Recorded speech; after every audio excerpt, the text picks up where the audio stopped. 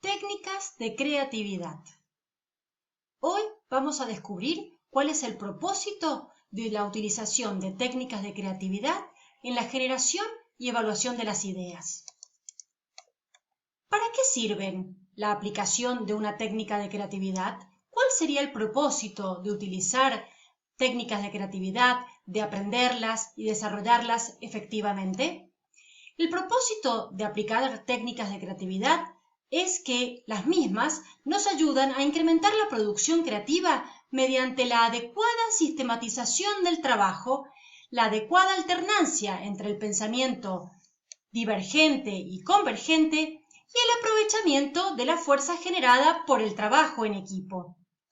Esto es muy importante, ya que la mayoría de las técnicas de creatividad están diseñadas para ser utilizadas en un equipo de trabajo. En las mismas, lo que se procura es justamente separar o focalizar el trabajo que hace el hemisferio izquierdo del trabajo que hace el hemisferio derecho cerebral, ya que en el hemisferio derecho cerebral se produce una de las etapas del proceso y en el otro hemisferio se produce la siguiente. Estas dos tipos de etapas, estas dos etapas del proceso creativo, la génesis y la evaluación, están justamente relacionadas con los tipos de técnicas de creatividad, ya que hablamos de técnicas de génesis y hablamos de técnicas de evaluación creativa. En esto consiste justamente el hacer foco tanto en la génesis como en la evaluación. Lo que hacen las técnicas es sistematizar el adecuado trabajo de nuestro cerebro y el trabajo que hacemos en los equipos para focalizar primeramente en el trabajo del hemisferio derecho haciendo génesis y posteriormente en el trabajo del hemisferio izquierdo haciendo evaluación.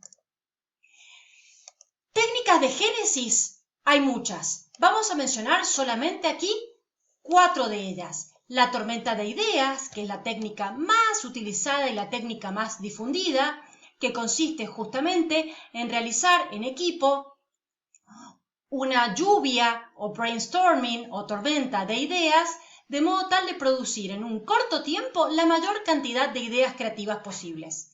La técnica de fuga consiste en suprimir una característica esencial del objeto o de la idea, es decir, fugarse del deber ser de un objeto o una idea para poder generar nuevas ideas, nuevos objetos.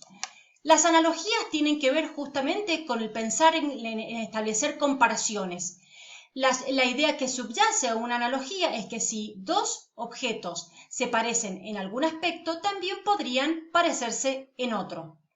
Y el mind mapping es una técnica, justamente una de las más novedosas y más nuevas, que consiste en realizar creativamente un mapeo de las distintas ideas que surgen de modo espontáneo relacionadas con algún objeto o punto de partida.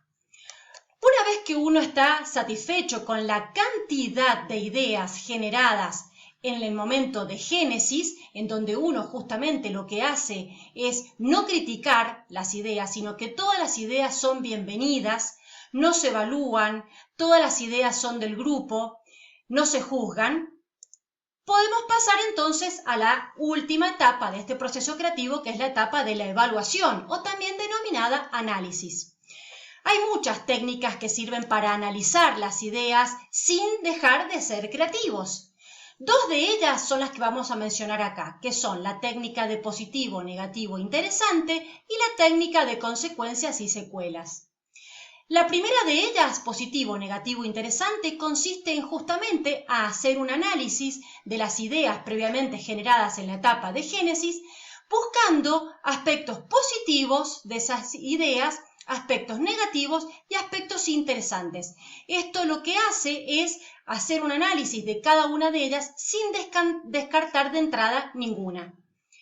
La otra técnica que presentamos aquí es la técnica de consecuencias y secuelas y consiste en analizar cada una de las ideas generadas en la etapa anterior, tratando de identificar las consecuencias y secuelas que pueden existir en el corto, mediano o largo plazo de esas ideas al momento de implementar esas ideas. Tener en cuenta que una idea puede tener una consecuencia, por ejemplo, favorable en el corto plazo y desfavorable en el largo plazo, o viceversa. Este tipo de análisis es muy interesante porque justamente amplía la visión que nosotros tenemos sobre las ideas.